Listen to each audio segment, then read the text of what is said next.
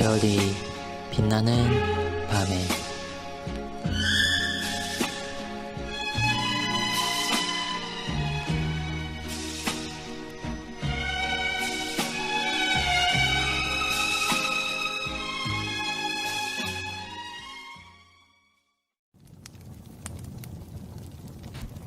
시편을 노래하는 것에 관하여 본문은 43일차를 참고하시기 바랍니다. 성경과 역사 안의 시편 찬송 글을 이어서 소개해 드립니다. 2. 역사적 증거. 역사 언약은 우리에게 가장 흥미진진한 장면을 드러내 줍니다.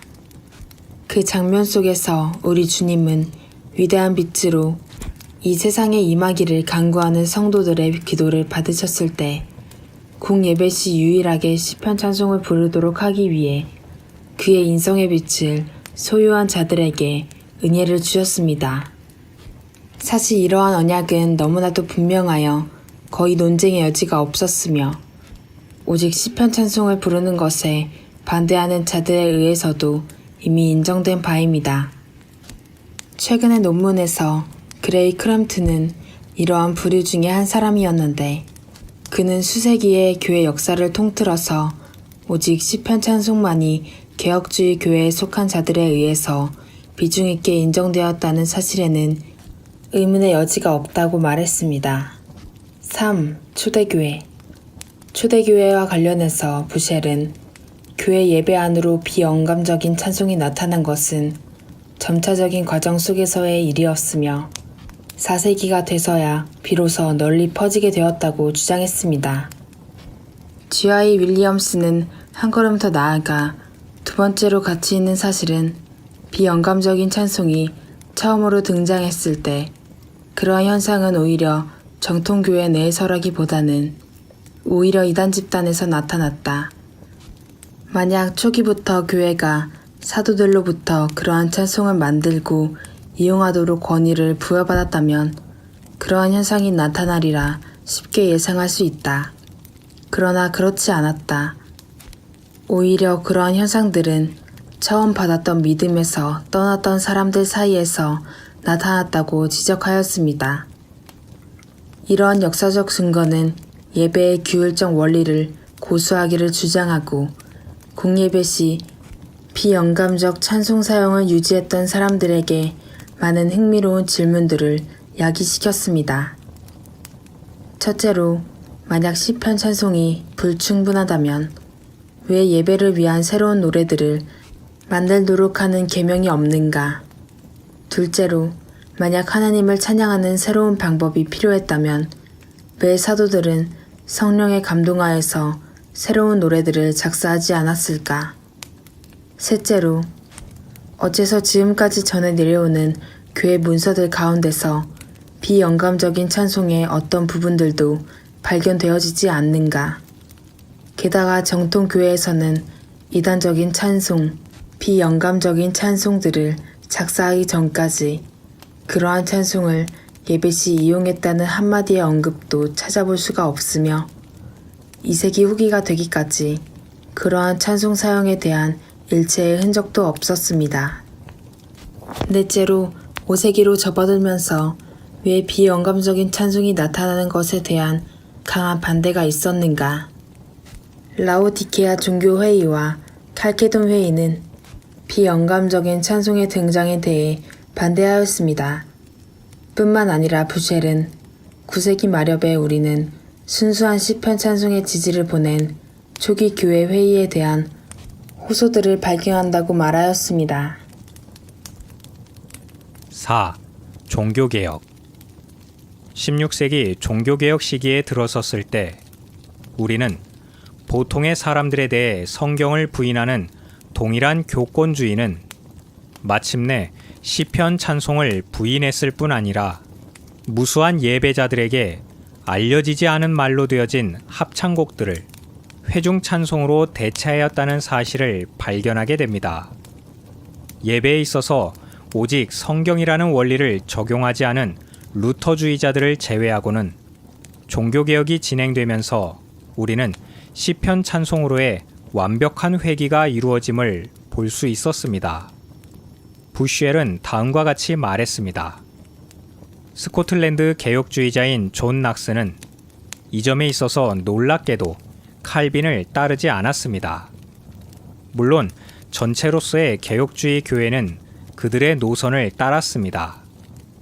이는 개혁주의 교회가 엄청난 분량의 라틴 찬송과 그러한 찬송을 일반적으로 사용하는 데에서 스스로 단절시킬 때 교회 찬양의 신성한 도구로서 구약의 시편 찬송을 채택했음을 의미합니다. 그래서 칼빈주의자가 되는 것은 시편 찬송을 부르는 자가 되는 것과 같았습니다. 종교개혁이 일어난 지 2세기 내지 2세기 반 동안 일반적으로 시편 찬송 외에는 어떤 찬송도 예배에서 허용되지 않았습니다. 운율을 갖춘 시편 찬송은 칼빈주의 원리를 고수했던 모든 사람들에 의해 가르쳐지고 유지된 제네바 교회에서 태동되었습니다. 뿐만 아니라 칼빈이 시편 찬송에 부여한 중요성은 다음의 글에서도 드러납니다. 의회가 베른의 견해를 수용한 예배 규정에 대해 거부안을 제출한 이유로 칼빈과 파렐이 제네바시에서 추방될 때 그들은 1538년 4월 29일 쥐리히에서 개최된 교회 회의에 자신들의 사건을 의뢰하였습니다. 그때 자신들이 제네바로 돌아가기를 염원하는 타협안을 담고 있는 14개의 글들이 칼빈에 의해 작성되었고 그것을 제출하였습니다. 그들은 자신이 매우 엄격했다는 것과 논쟁을 일으켰던 다수의 규정들을 기꺼이 수용한다는 것을 인정하였습니다. 그러나 다른 몇 가지 점에 있어서는 여전히 뜻을 굽히지 않았습니다. 그들은 더욱 자주 주의 성만 찬식을 시행하는 것과 그리고 공예배의 한 부분으로서 시편 찬송을 제정할 것을 주장하였습니다. 이것은 진리를 위한 지극히 강한 입장이었고 우리가 아는 바대로 칼빈은 제네바로 되돌아갔으며 시편 찬송이 시작되었습니다. 그가 더욱 성숙했을 때 제네바시의 공예배 시에는 오직 시편 찬송만을 무반주로 부르도록 규정을 제정하였습니다. 비영감적인 찬송에 대한 칼빈의 논쟁의 진행과 관련해 한 가지 흥미로운 역사적 사실은 부슈엘이 쓴 다음의 글에서 찾아볼 수 있습니다.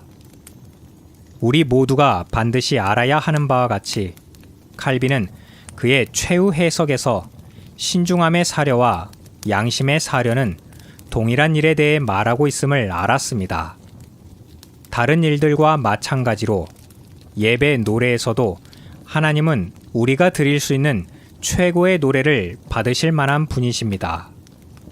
다른 요소들이 더 나을 것이다라는 신중함이 발동할 때 경건한 사람은 어느 누구도 깨끗한 양심으로 찬양의 제사를 하나님께 드릴 수 없습니다. 그분 스스로에게서 비롯되어진 찬양을 하나님이 받지 않으신다면 어느 누구도 하나님의 받으실 만한 찬양을 드릴 수 없습니다. 그리고 인간은 자신들이 만든 노래를 사용하는 것에 대해 양심의 거리낌을 갖고 있지 않습니다라고 한 칼빈의 결론을 주목하는 방식은 우리의 이해력을 훨씬 뛰어넘습니다. 칼빈이 어거스틴의 시편 31편에 관한 제1설교에서 가져와 자신의 것으로 받아들인 이러한 민감성은 하나님을 예배함에 있어서 비영감적인 찬송을 사용하는 점에 대한 모든 논쟁들에 바로 그 심층부에 자리 잡고 있습니다. 시편 찬송의 우월성에 대한 칼빈의 고집과 규범적 원리들의 옹호, 그리고 칼빈이 시편 찬송에 스스로를 한계 지었던 피할 수 없는 결론에 대한 모든 점들, 이러한 것은 시편 찬송을 채택하지 않는 여타의 모든 것들이 그릇되다고 칼빈은 생각했기 때문입니다. 개혁주의 교회는 전체적으로 이러한 신념 안에서 그를 따랐으며 거의 2세기 동안 그 점을 고집스럽게 지켰습니다. 현대의 장로회의 예배는 이러한 점에서 칼빈의 이름을 언급할 권리가 없습니다. 자신의 발걸음을 따라왔다고 주장하는 오늘날의 교회에서 정작 불려지는 노래를 듣고서 칼빈은 침통한 마음으로 눈물을 흘렸을 것이 틀림없습니다. 그러나 제네바의 개혁주의자들은 분명히 시편 찬송을 부르던 자들이었다는 점은 여전히 사실로 남아 있습니다.